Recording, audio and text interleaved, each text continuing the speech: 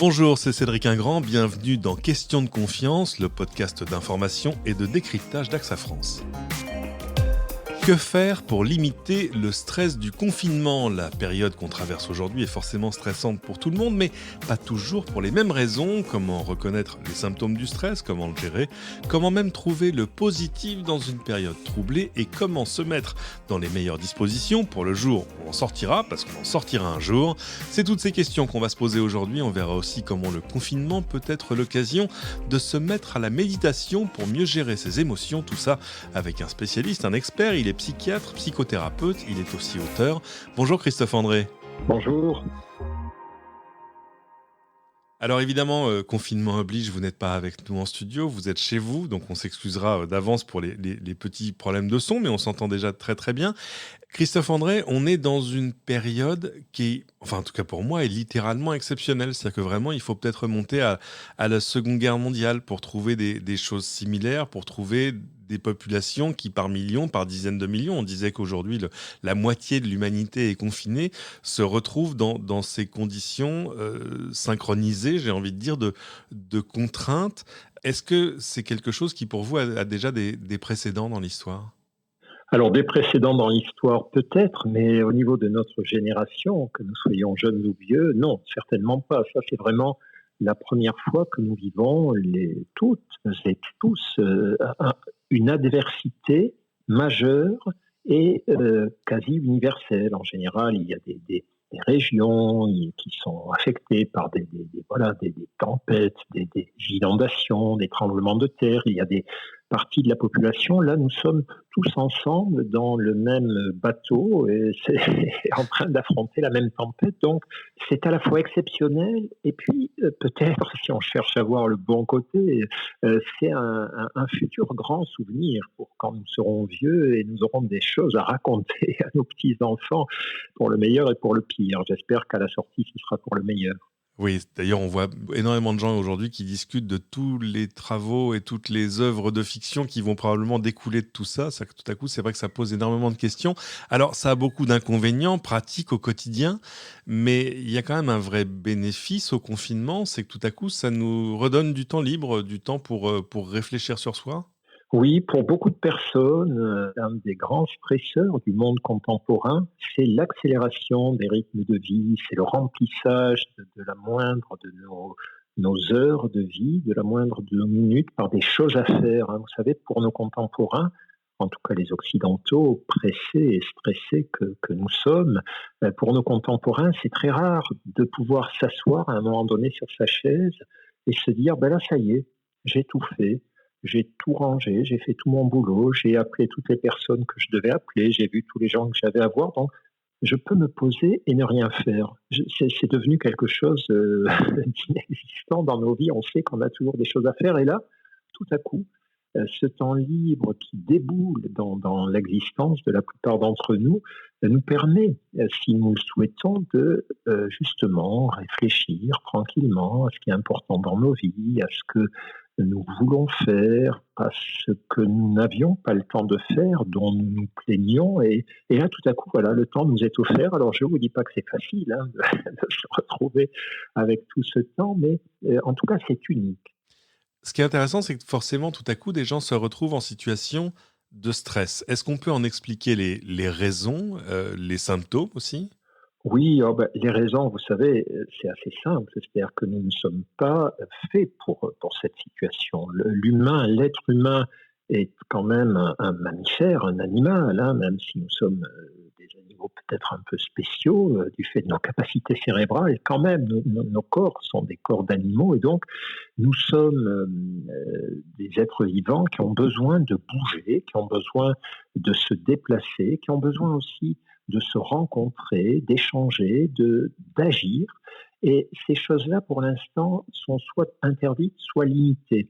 Et donc, vous savez, en temps normal, on ne s'en rend pas toujours compte, mais un des grands moyens de digérer notre stress, c'est l'action et la rencontre, l'échange avec les autres. Et là, nous sommes privés d'une part importante de nos possibilités d'action et d'une part importante de nos possibilités d'échange. Je parle des véritables échanges, des échanges en face à face. Les réseaux sociaux sont précieux en ce moment, mais ne remplacent pas véritablement. Ça, on le sait très très bien au point de vue de l'équilibre psychologique. Et donc, évidemment, le stress peut monter parce que nous n'avons plus ces exutoires qui nous étaient offerts dans le mode de vie précédent et futur, j'espère, que nous les retrouverons rapidement.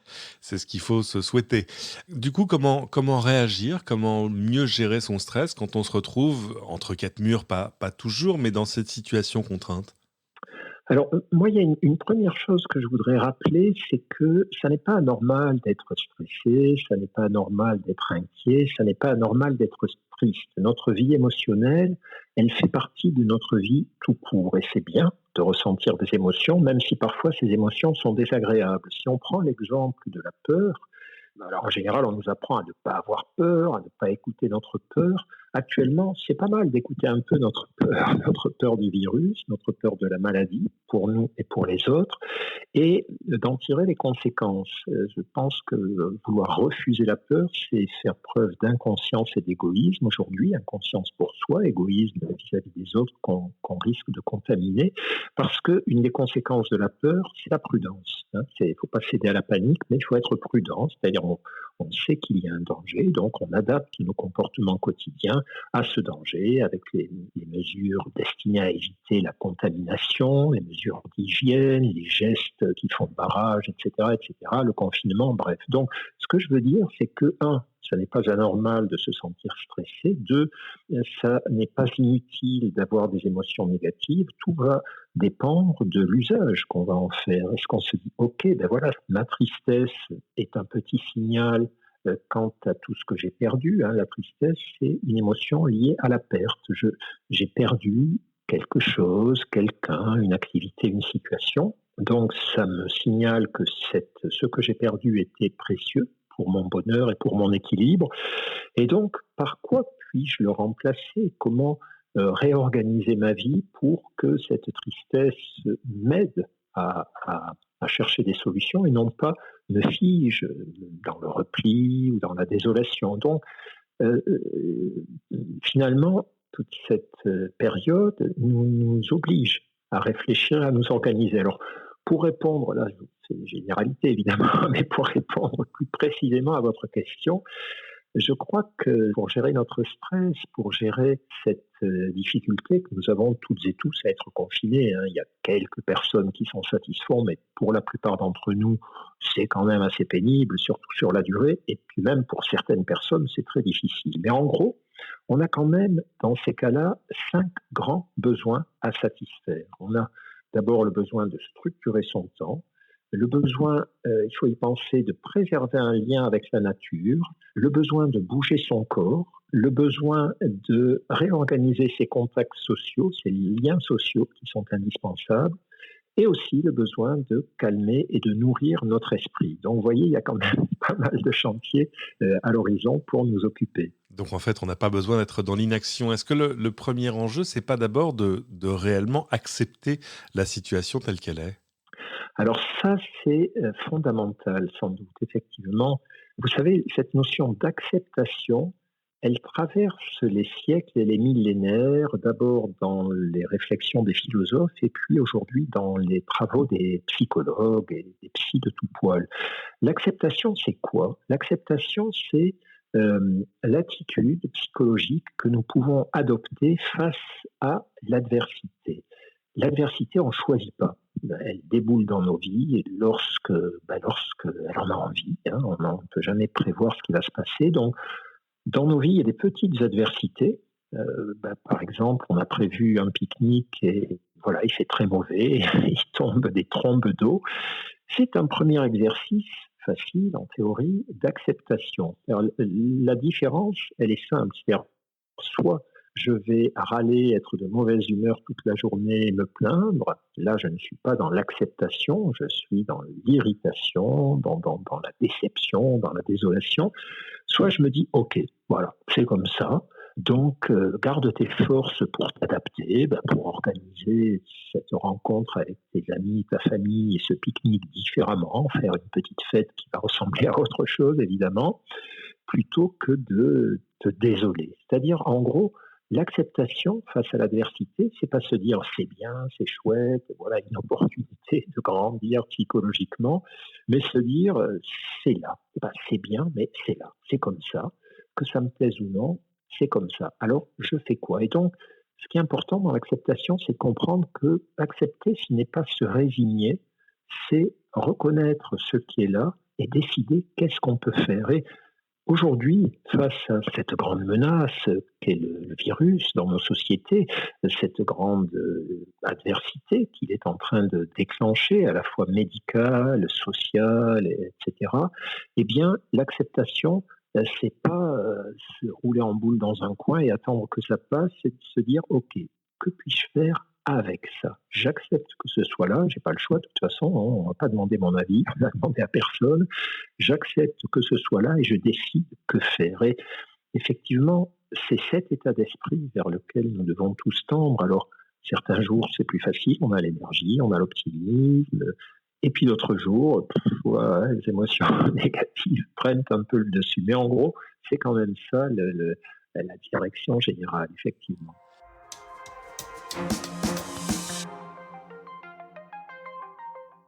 Bien, on vit tous évidemment le confinement dans des conditions matérielles différentes, selon qu'on le vive seul ou en famille, dans un petit appartement parisien ou dans une grande maison à la campagne.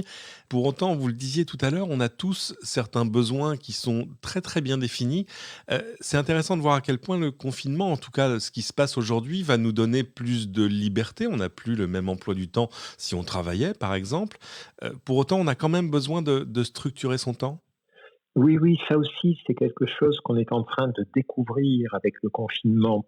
Beaucoup d'entre nous regrettions avant cette crise de ne pas avoir assez de temps pour faire ce que nous souhaitions. Et maintenant que nous avons du temps, nous apercevons que le risque, c'est ces espèces de journées glissantes, traînantes, où finalement on fait pas grand-chose. Et puis le soir, on se dit, mince, mais j'ai rien fait de la journée, c'était une journée vide, une journée ratée, une journée finalement qui m'a rien apporté, durant laquelle je n'ai rien fait. Donc, ce qu'on découvre, c'est que finalement, nous avons besoin de rythme, de structuration de nos journées. Alors en général, ces rythmes nous sont imposés de l'extérieur. On doit se lever le matin pour aller travailler, pour amener les enfants à l'école, on fait des pauses, il y a des horaires de réunion. Et tous ces rythmes, c'est ce qu'on appelle des rythmes sociaux, de sorties, de rencontres, de travail, et qui ordonnent nos journées. Là, aujourd'hui, c'est nous les maîtres, c'est nous les patrons, en tout cas pour celles et ceux qui sont confinés. Il y a ceux dont le métier les oblige à sortir parce qu'il est vital pour le fonctionnement de la société. Donc pour eux, le problème se pose différemment. Mais pour tous ceux qui sont en télétravail ou en chômage technique ou qui doivent rester chez eux pour raison de fragilité ou de santé, c'est très important de se dire que c'est nous les maîtres du temps désormais. Et donc, ce qu'on sait, dans toutes les études sur la psychologie du confinement, portant justement sur les astronautes, les sous-mariniers ou même les gens emprisonnés, eh bien, c'est que c'est extrêmement important pour son équilibre psychologique de respecter des horaires relativement fixes, quoi, de se lever à heure fixe, de se donner pour objectif des activités à heure fixe, qu'il s'agisse de travail, de loisirs, de détente, de rangement, de faire très très attention à ceux qui sont à la fois nos amis et nos ennemis, c'est-à-dire les écrans. Aujourd'hui, les écrans, ils nous sauvent la vie quand même, très clairement, d'une certaine façon. Oui, on Mais, n'aurait pas vécu la période pareille il y a 20 ou 30 ans. ah ouais, ça aurait été beaucoup plus angoissant. Bon, on n'aurait pas pu se confiner de la même façon. Donc, ils sont une aide, incontestablement. Mais vous savez qu'il y a un bon usage de ces écrans, c'est-à-dire qu'ils peuvent totalement, justement, désorganiser nos rythmes de vie, nous pousser à veiller trop tard le soir, voire à remplir nos insomnies en regardant des séries. Du coup, on se lève plus tard le lendemain.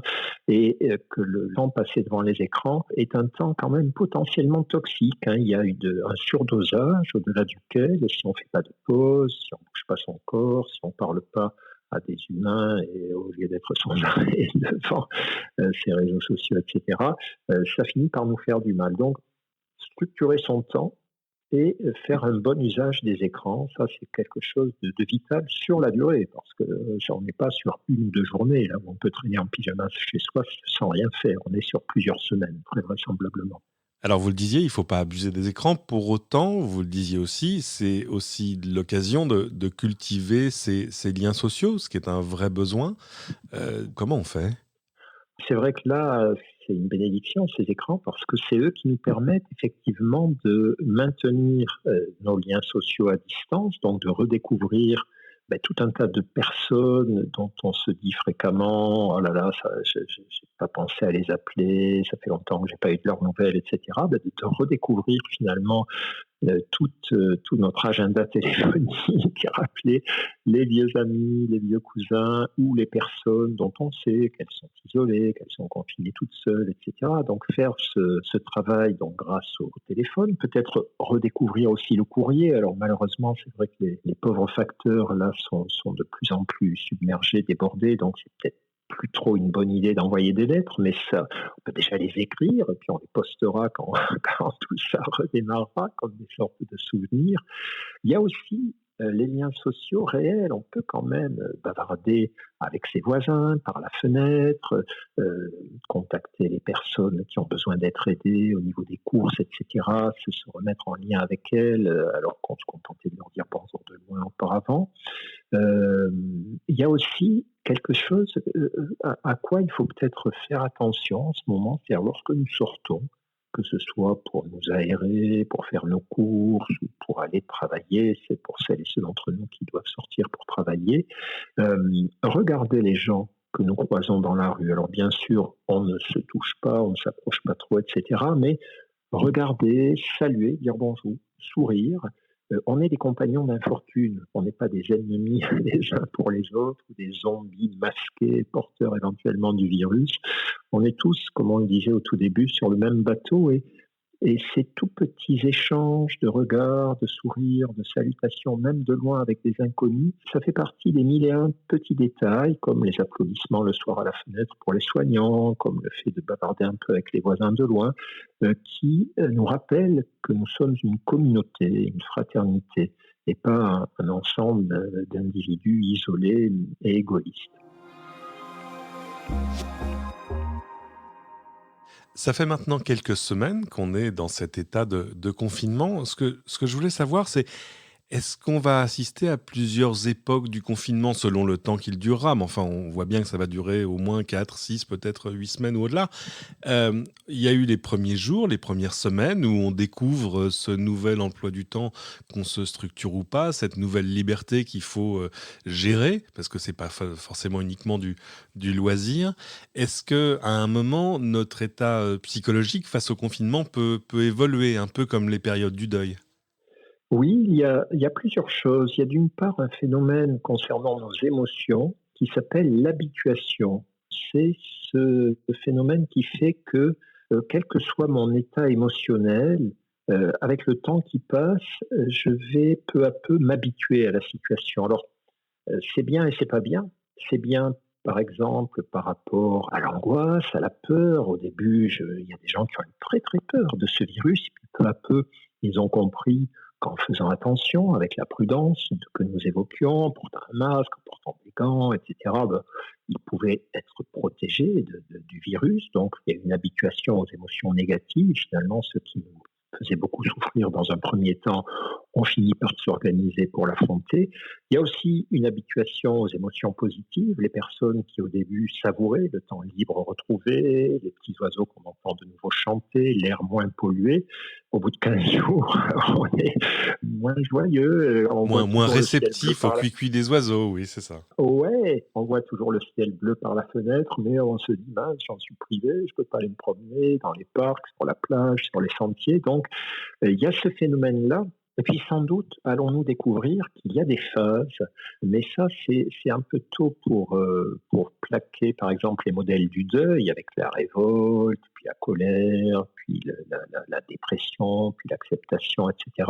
C'est peut-être un peu tôt pour dire que ça va se passer de cette manière, mais très clairement, nous ne sommes pas dans le même rapport à la crainte du virus ou à la tristesse ou à la frustration du confinement aujourd'hui qu'il y a 15 jours. Les choses ont passé depuis et ça va changer de semaine en semaine. Alors, c'est là encore, hein, vous savez, où c'est vraiment important de s'auto-organiser, de ne pas être juste dans la passivité, de s'abreuver d'informations, de se laisser porter par le flot de ses émotions. Euh, c'est important, hein, des informations et des émotions, mais c'est important aussi de faire ce que nous évoquions, c'est-à-dire de créer ses propres rythmes, d'observer le fonctionnement de son esprit, d'écouter les besoins de son corps, de faire de l'activité physique dans son appartement, de sortir marcher régulièrement. C'est important de se prendre en main d'une certaine façon, alors sans que ça ait, voilà, sans culpabiliser les gens, hein, c'est pas secouez-vous, bougez-vous, mais nous sommes en partie les maîtres de ce que nous ressentons, de ce que nous éprouvons, pour peu que nous fassions cet effort de nous dire, voilà, de quoi je me nourris chaque jour, de quoi je nourris mon corps, est-ce que je lui offre suffisamment de temps d'exercice ou de relaxation, de quoi je nourris mon esprit, est-ce que je suis connecté aux informations, mais pas tout le temps, est-ce que j'en profite pour apprendre des choses, regarder des documentaires, suivre des enseignements à distance. Aujourd'hui, il y a un phénomène très, très intéressant qui est la mise à disposition sur Internet de beaucoup de savoir-faire. Beaucoup de gens proposent des cours de cuisine, d'anglais, de méditation, de jardinage, de tout un tas de choses extrêmement variées en ligne. Et c'est vrai que si on a du temps, en tout cas, se dire d'y consacrer une demi-heure ou 1 heure par jour, c'est une bonne façon de nourrir notre esprit et du coup d'être moins dépendant de ces espèces de glissements émotionnels ou psychologiques auxquels nous condamne sinon la situation de confinement. Hein. Être enfermé entre quatre murs, une fois de plus, ça n'est pas bon pour l'être humain. Donc c'est très important que nous ayons la conscience de ce danger et des actions pour en limiter les conséquences. Bien, tout ça ne durera pas toujours, en tout cas c'est tout ce qu'on peut se souhaiter. C'est donc l'occasion peut-être de se poser la question de la sortie de crise. Comment se mettre dans les meilleures conditions pour en sortir, j'ai envie de dire, dans le meilleur état possible. C'est quand même compliqué parce qu'on est dans une situation, vous l'avez dit, qui est motivée par la peur de ce qui se passe à l'extérieur, par la peur du virus, de la maladie, de la mort. Il suffira pas de dire ça y est, le problème est réglé, vous pouvez tous sortir pour qu'on soit dans les meilleures conditions justement pour sortir de cet épisode si particulier.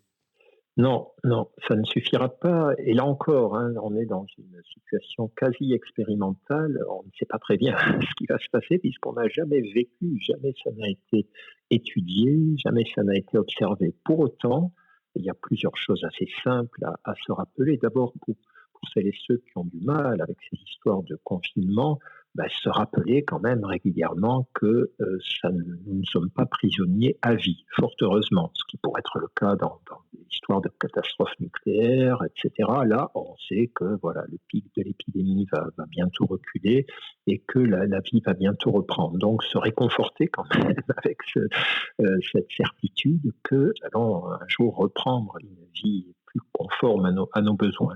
On peut aussi se dire que nous sortirons de cette période de confinement dans l'état que nous aurons pris soin de créer en nous. C'est-à-dire, une fois de plus, et comme nous l'évoquions, prendre soin de soi pendant le confinement, prendre soin de ses besoins corporels, de ses besoins relationnels, nourrir son esprit, pas seulement de choses inquiétantes, eh bien, c'est une façon de se préparer à la sortie, hein, de ne pas se laisser glisser dans une écoute passive 24 heures sur 24 d'informations angoissantes, mais se prendre en charge en quelque sorte nous permet au moment de la sortie d'être rapidement heureux de nos libertés retrouvées. Et puis, on peut aussi, pourquoi pas, faire des projets, voilà, ensemble, avec ses proches, se dire, bon, écoute, ça a été tellement casse-pied ce confinement, on va se planifier une grande randonnée pour le printemps 2021, on va se prévoir des choses communes, des vacances à tel endroit, etc. Mais aussi en nous interrogeant sur ce que toute cette période, évidemment, nous apprend, en s'interrogeant peut-être sur ce qu'il faut changer dans nos modes de vie, en tant qu'humain, en tant que citoyen, parce que cette crise, elle nous a rappelé certaines de nos fragilités, bien sûr, mais aussi certains de nos abus. Peut-être des vies trop tournées vers la surconsommation, avec les conséquences en termes de pollution, en termes d'absurdité finalement écologique. Donc tout ça, faire des beaux projets avec ses proches pour profiter de la nature, mais aussi se dire, voilà, qu'est-ce que ça va changer concrètement? Dans un an, finalement, j'aimerais être comment, vivre comment, fonctionner de quelle manière. C'est cette sorte de petite réflexion sur notre avenir aussi que nous pouvons conduire maintenant, puisque nous avons le temps, parce que quand nous allons sortir de chez nous, tout va aller très vite. On aura d'abord envie de vivre, de travailler, d'échanger, de faire des choses. Et puis, il y aura des tas de choses à faire, des tas de gens à voir, des tas de missions à accomplir. Donc, profitons là encore de ce temps pour nous y préparer joyeusement et de manière constructive. Bien justement parce qu'on a tout à coup beaucoup de temps devant nous, c'est peut-être l'occasion de tenter la méditation pour justement mieux gérer ses émotions. Alors je sais que c'est de vos chevaux de bataille, vous l'avez beaucoup pratiqué, vous avez beaucoup écrit dessus d'ailleurs. Euh, Comment on fait pour se lancer dans la méditation quand on n'en a jamais fait? Alors, la méditation, d'abord, il faut en avoir envie. Il y a des gens que ça agace, l'idée de s'arrêter, immobile, les yeux fermés, de juste respirer, observer son esprit, etc. Mais pour celles et ceux que ça intéresse, effectivement, c'est une bonne période pour découvrir si ça peut nous apporter quelque chose ou non. Alors, peut-être deux, trois petits rappels. D'abord, quand on parle de méditation aujourd'hui, on parle de méditation de pleine conscience. Ça s'appelle la méditation de pleine conscience, qui est une méditation simple, qui est laïque, parce qu'il y a toute une tradition de méditation spirituelle, religieuse, etc. Mais Transcendantal, oui, bien sûr, oui, oui, tout à fait.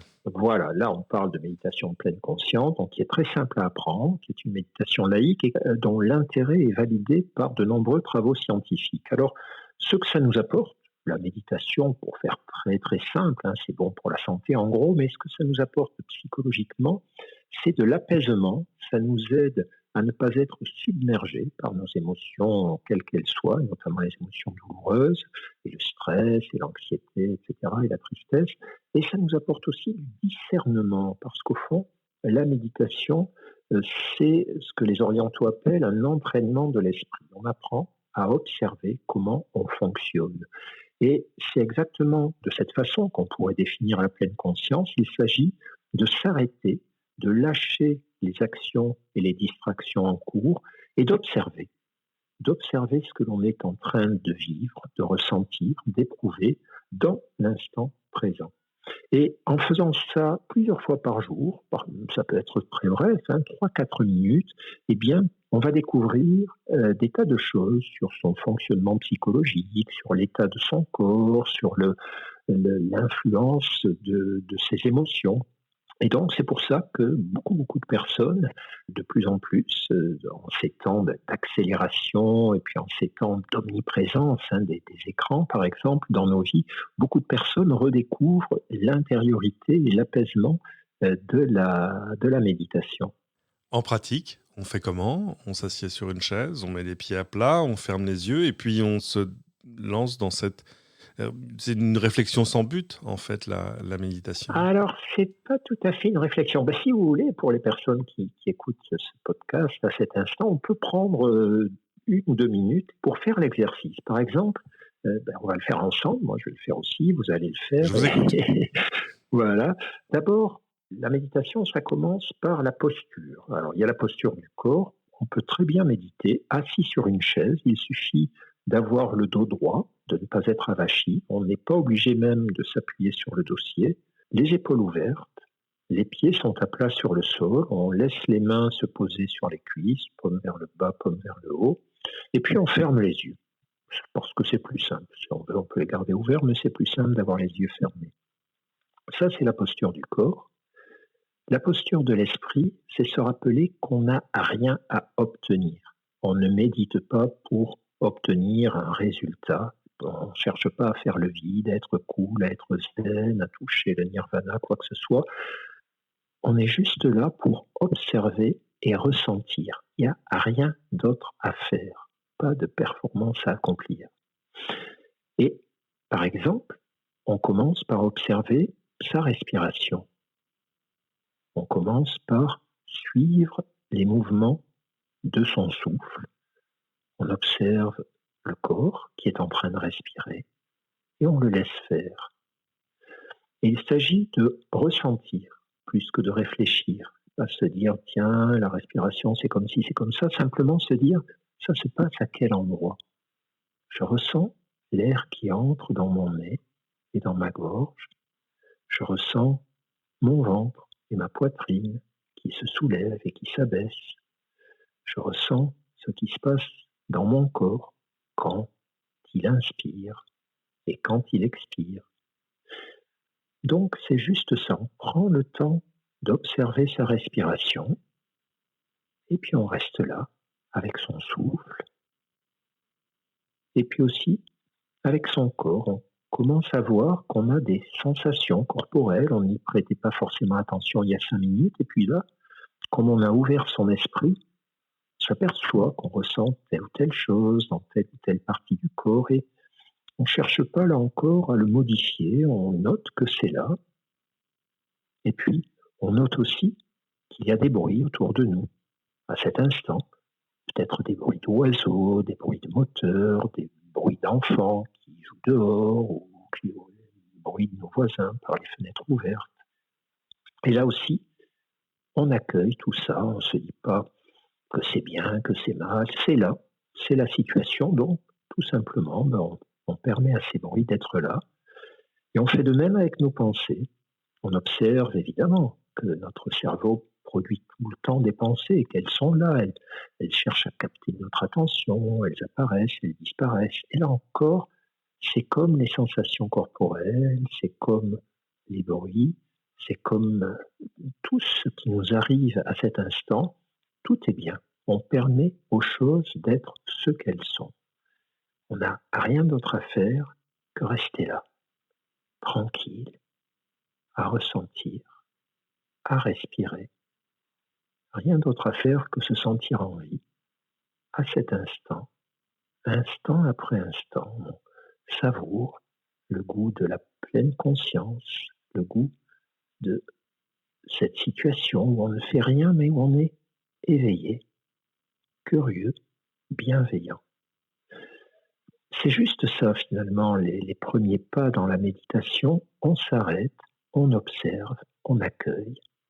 Et alors on peut rester des heures comme ça, ou on peut aussi s'arrêter quand on en a envie. Là, si vous êtes en train de faire l'exercice pour la première fois, vous en avez peut-être un peu marre. Donc dans ces cas-là, je vous invite à prendre une grande inspiration, à ouvrir les yeux, à sourire, à vous dire que ça serait peut-être bien de refaire ça plusieurs fois dans la journée. Juste s'arrêter, lâcher les actions, les distractions et ne rien faire d'autre que voir comment ça se passe à cet instant, dans notre tête, dans notre corps.